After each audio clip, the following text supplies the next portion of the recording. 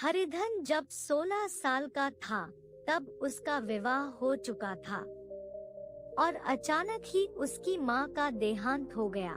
माँ के मरते ही उसे मालूम हुआ कि वह कितना असहाय है। बहनों के विवाह हो चुके थे, कोई और दूसरा भाई था नहीं। बेचारा घर में जाने से ही डरने लगा, माँ के लिए रोता रहता। जिस कोठरी में माँ ने देह त्याग किया था, उधर आंख तक ना उठा कर देखता।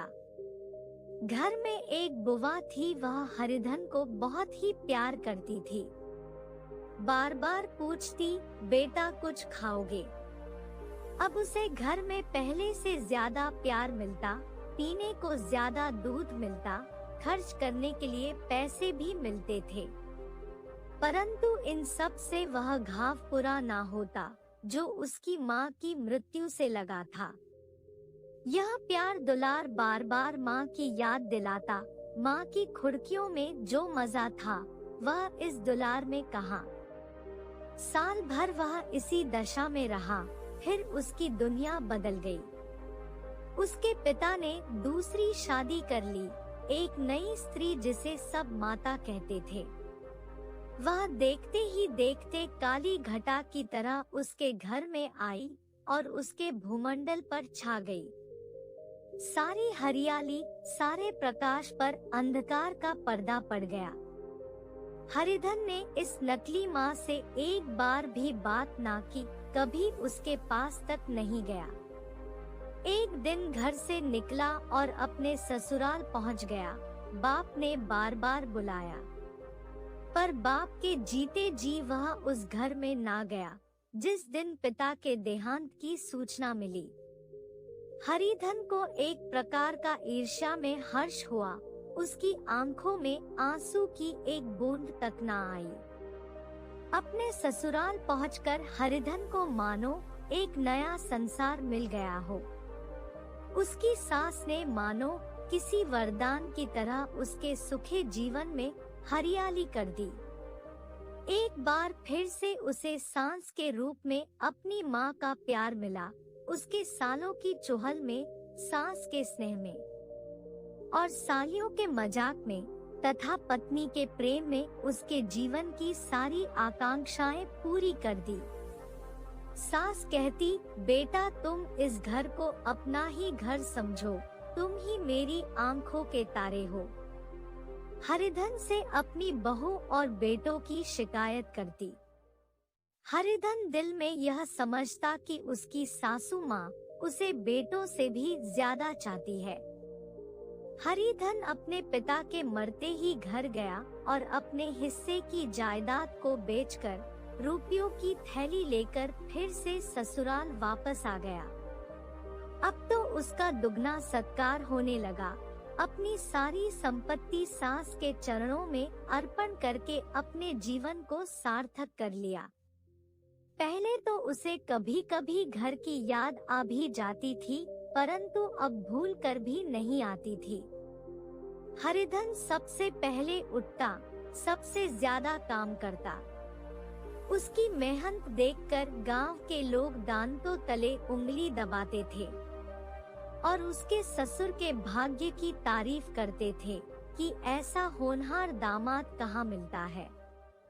लेकिन जो जो दिन गुजरते गए उसका मान सम्मान घटता गया। पहले वह देवता था, फिर घर का आदमी बना और अंत में घर का दास हो गया। उसका अपमान भी होने लगा। अब तो 10 साल बीत चुके थे और उसकी उम्र 25 की हो चुकी थी। हरिधन जेठ की दोपहरी में उख में पानी देकर आया और बाहर बैठा रहा। घर में से धुआं उठता नजर आ रहा था, छन छन की आवाज भी आ रही थी। उसके दोनों साले उसके बाद आए और घर में चले गए, पर हरिधन अंदर ना जा सका। इधर 1 महीने से उसके साथ यही बर्ताव जो हो रहा था, विशेषकर कल उसे जैसी फटकार सुननी पड़ी थी। वह उसके पाँव में बेड़ियां सी डाली हुए थी। कल उसकी सास ने ही तो कहा था कि मेरा जी तुमसे भर गया है, मैं तुम्हारी जिंदगी का ठेका लिए बैठी हूँ क्या? और सबसे बढ़कर उसकी अपनी पत्नी के व्यवहार ने उसके हृदय के टुकड़े टुकड़े कर दिए थे। वह बैठी यह फटकार सुनती रही, पर एक बार भी उसके मुंह से ना निकला। अम्मा, तुम इनका अपमान क्यों कर रही हो? वह बैठी बैठी बस गट गट सुनती रही। शायद वह हरिधन की दुर्गति पर खुश हो रही थी। अब वह इस घर में कैसे जाए? क्या फिर से गालियां खाने के लिए, वही फटकार सुनने के लिए? और आज इस घर में जीवन के 10 साल गुजारने के बाद उसका यह हाल हो रहा है। तभी उसकी पत्नी घर से बाहर आई और बोली, जरा कुएं से पानी भरकर ला दो, घर में एक बूंद पानी नहीं है। हरिधन घड़ा लिया और कुएं से पानी भर कर लाया। उसे जोर से भूख लगी थी। वह समझा कि अब खाने के लिए बुलाएगी, मगर पत्नी घड़ा लेकर अंदर चली गई और उसने कुछ नहीं कहा। हरिधन थका मारा सुधा से व्याकुल वहीं पर पड़ा रहा। तभी उसकी पत्नी गुमानी ने उसे फिर से जगाया। हरिधन ने कहा, क्या बात है, पानी तो दे दिया तुम्हें, और क्या चाहिए? गुमानी कटु स्वर में बोली, गुहराते क्यों हो? खाने के लिए बुलाने आई हूँ। हरिधन देखा कि उसके दोनों साले अब भोजन करके बाहर निकल रहे थे। उसकी देह में आग लग गई। मेरी अब यह नौबत आ गई कि इन लोगों के साथ बैठकर मैं खा भी नहीं सकता। मैं इनका झूठी थाली चाटने वाला हूँ, इनका कुत्ता हूँ क्या मैं, जिसे खाने के बाद रोटी का टुकड़ा डाल दिया जाता है। यही घर है जहाँ आज से 10 साल पहले मेरा कितना आदर सत्कार होता था। सारे मेरे गुलाम बनकर रहते थे। सास मुँह ज्योति रहती थी और स्त्री पूजा करती थी। तब मेरे पास रुपए थे, जायदाद थी। अब मैं दरिद्र हूँ और सारी जायदाद इन्हीं लोगों पर कूड़ा कर दी। वह बोला, मुझे भूख नहीं है, आज ना खाऊंगा। गुमानी ने कहा, ना खाओगे तो मेरी बला से, हाँ नहीं तो खाओगे तो तुम्हारे पेट में ही जाएगा, मेरे पेट में थोड़ी ना जाएगा। हरिधन का क्रोध आंसू बन गया। वह सोचने लगा, यह मेरी स्त्री है जिसके लिए मैं शवस्त्र मिट्टी में मिला दिया। मुझे उल्लू बनाकर यह सब मुझे निकाल देना चाहते हैं। वह अब कहाँ जाए और क्या करे? उसकी सास आकर बोली, चलकर खा, क्यों नहीं लेते जी, रूठते किस पर हो? यहाँ तुम्हारे नखरे सहने का किसी के पास समय नहीं है। जो देते हो वह मत देना, और क्या करोगे? तुमसे बेटी ब्याही है, कुछ तुम्हारी जिंदगी का ठेका नहीं लिया। हरिधन दुखी होकर बोला, हाँ अम्मा, मेरी भूल थी कि मैं यही समझ रहा था। अब मेरे पास क्या है कि तुम मेरी जिंदगी का ठेका लगी। जब मेरे पास धन था तब सब कुछ आता था, अब दरिद्र हूँ तो तुम क्यों पूछोगी? बूढ़ी सास मुंह फुलाकर भीतर चली गई। हरिधन तो उधर भूखा प्यासा चिंता दाह में जल रहा था। इधर घर में सास जी और दोनों सालों में बातें हो रही थी। गुमानी भी थी, गुमानी भी उनकी हाँ में हाँ मिलाती जाती थी। एक साले ने कहा, हम लोगों की बराबरी करते हैं, यह नहीं समझते किसी ने जिंदगी भर का ठेका नहीं ले रखा। उनका 10 साल हो गए, इतने में क्यों 2-3 हजार ना हड़प हो गए होंगे। छोटे साले ने कहा, मजबूर हो तो आदमी गुड़ के भी डांटे भी, अब इनसे कोई क्या कहे, ना जाने इनसे कब पीछा छूटेगा। गुमानी भी अपने घर वालों की बातें सुनकर अपने पति से द्वेष करने लगी थी। सोचती कि अगर उसका पति भी घर में 4 पैसे लाता तो घर में उसका भी कितना मान सम्मान होता, वह रानी बनकर रहती। हरिधन भी बाहर पड़ा पड़ा अंदर से सुलग रहा था। दोनों साले बाहर आए और बड़े साले साहब बोले, भैया उठो, तीसरा पहर ढल गया है, कब तक सोते रहोगे, सारा खेत पड़ा है। हरिधन चट से उठ बैठा और तीव्र स्वर में बोला, क्या तुम लोगों ने मुझे उल्लू समझ लिया है? दोनों साले हक्का बक्का हो गए।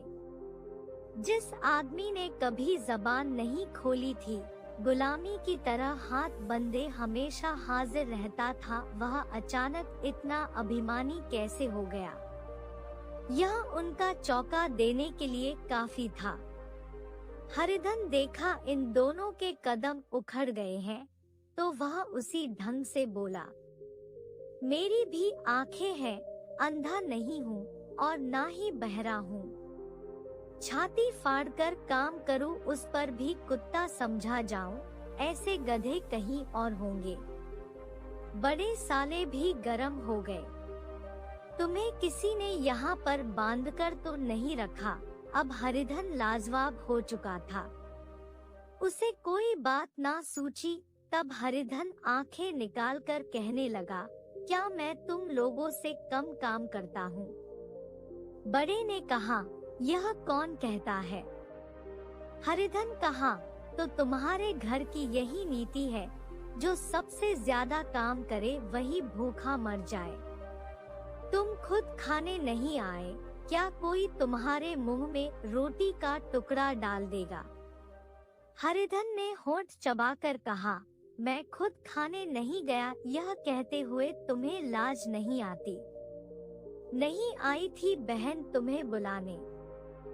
हरिधन की आंखों में खून उतर आया, वह दांत पिसता रह गया।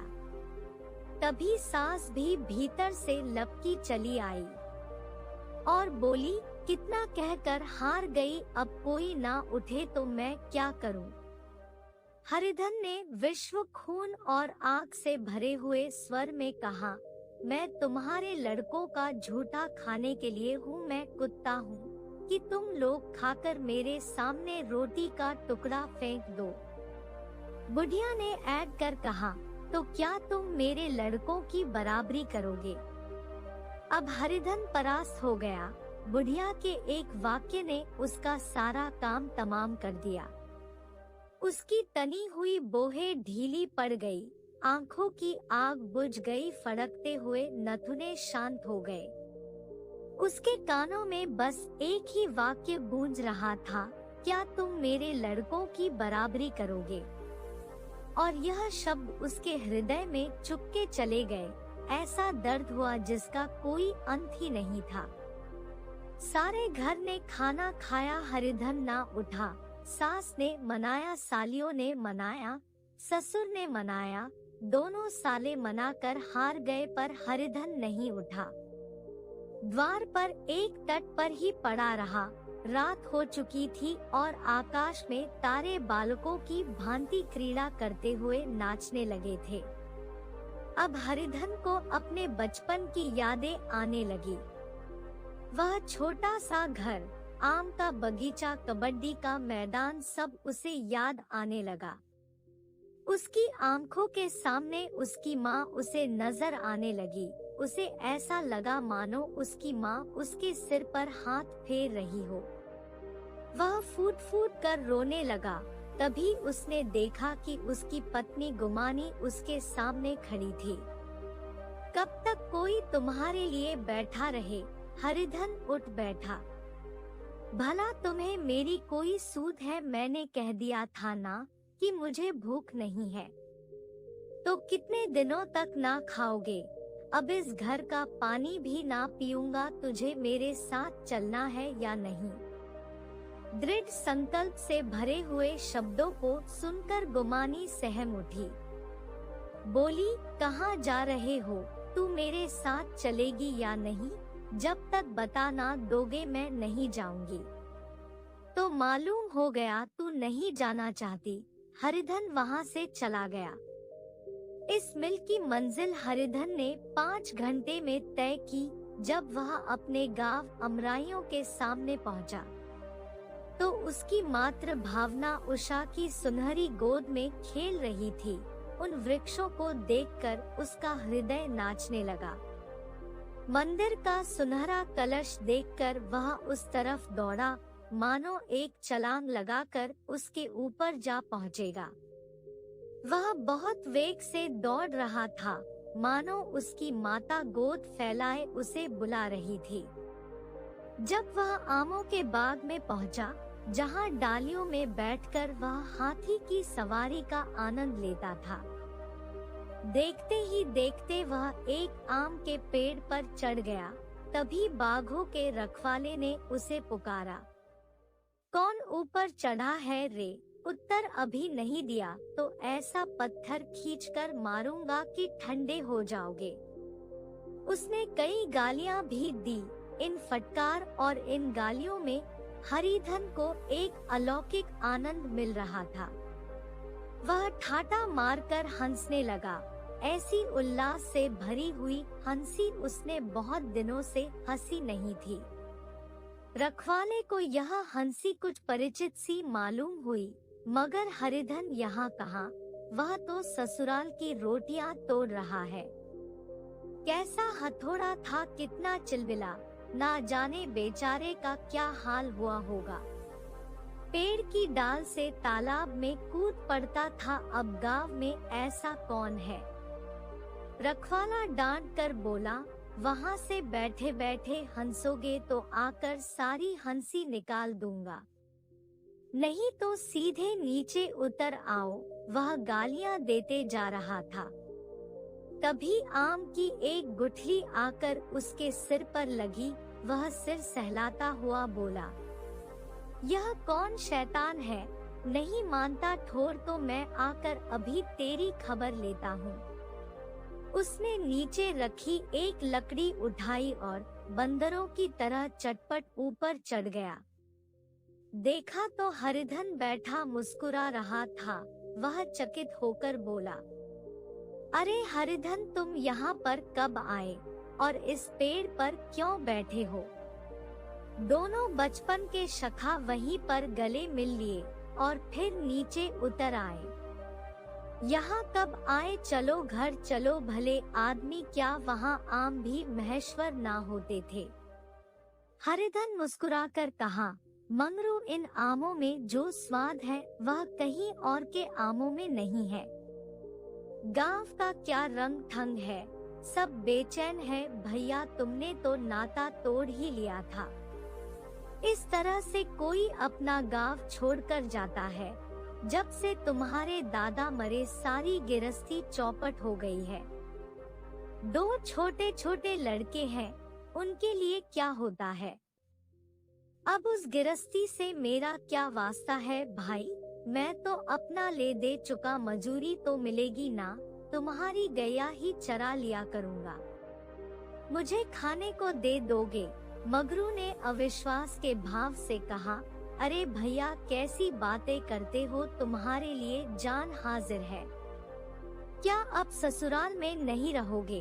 कोई चिंता नहीं, पहले तो तुम्हारा घर ही है, उसे संभालो। छोटे छोटे बच्चे हैं, उनको पालो।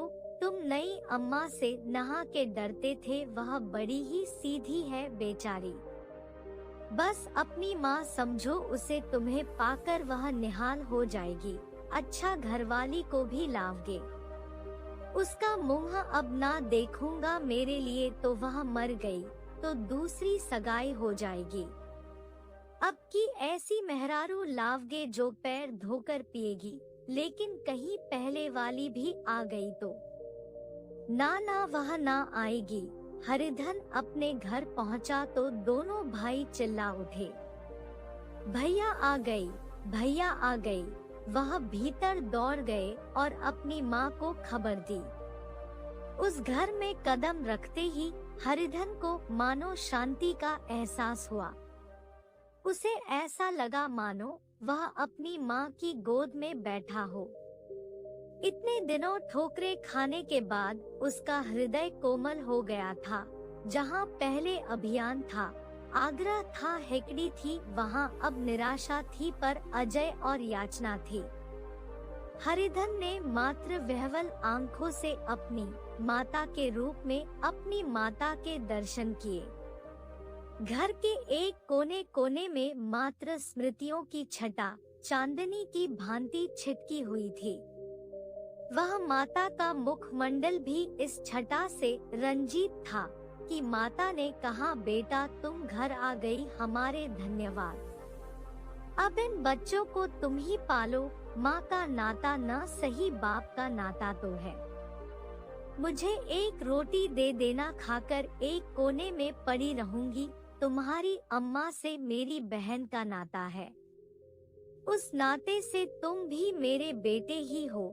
हरिधन मात्रा विह्वल आंखों से माता के रूप में अपनी माता के दर्शन किए। घर के एक कोने कोने में मात्र स्मृतियों की छटा चांदनी की भांति छिटकी हुई थी। माता का इतना प्यार देखकर उसका हृदय द्रवित हो उठा। उसे अब अपनी भी माता में भी माता के दर्शन होने लगे। दूसरे दिन हरिधन कंधे पर हल रखकर खेत की ओर चला। उसके मुख पर उल्लास था, आंखों में गर्व थी। अब वह किसी पर आश्रित नहीं था, आश्रयदाता था। किसी के द्वार का भिक्षुक नहीं बल्कि घर का रक्षक था। एक दिन उसने सुना कि गुमानी ने दूसरा घर कर लिया है। माँ से बोला, तुमने सुना काकी गुमानी ने घर कर लिया? काकी ने कहा, घर कर लेगी ठठा है, बिरादरी में ऐसा अंधेर, पंचायत नहीं अदालत तो है। हरिधन ने कहा, नहीं नहीं काकी, बहुत अच्छा हुआ, महावीर जी को लड्डू चढ़ाऊंगा। मैं तो डर रहा था कि कहीं फिर से मेरे गले ना आ पड़े। भगवान ने मेरी सुन ली। मैं वहाँ से यही ठान कर चला था कि अब उसका मुंह ना देखूंगा। अब हरिधन अपने इसी पुराने घर में रहने लगा।